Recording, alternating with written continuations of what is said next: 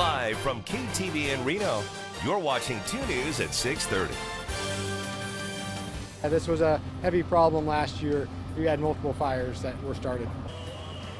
This fire this morning at an abandoned warehouse has the city of Sparks pretty fired up. It's now taking legal action against the property owner, and that story tops 2 News at 6:30. The city of Sparks says it's prosecuting the owner of 3 vacant buildings on Dermody Way that caught fire this morning. I'm Kristen Remington. I'm Ryan Kennedy. Thanks for joining us tonight. Smoke from the fire could be seen really from all around the area today. It started around 9 a.m. at a warehouse along the train tracks right there behind the Nugget Casino in Jefferson. Tyler is now live at the scene. So Jefferson, what steps is the city of Sparks taking toward the owner?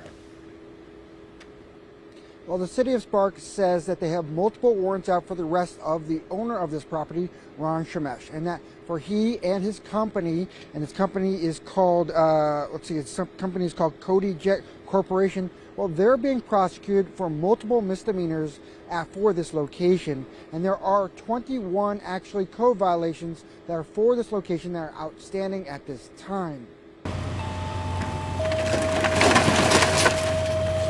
This one has like all the pins inside the mounting. Now, 3 abandoned buildings at this location were damaged by the fire this morning. One of those buildings was completely destroyed and torn down this morning.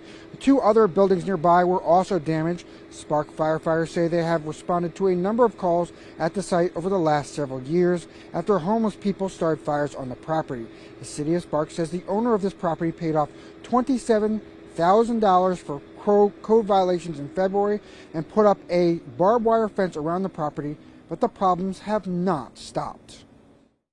Every 10 days we are out issuing code violations to Cody Jet Corporation. So we are out there every 10 days going through this property. So that is why there are the 21 outstanding violations. As for today's fire crews say they had to let the fire burn for a bit in one of the buildings to weaken the walls.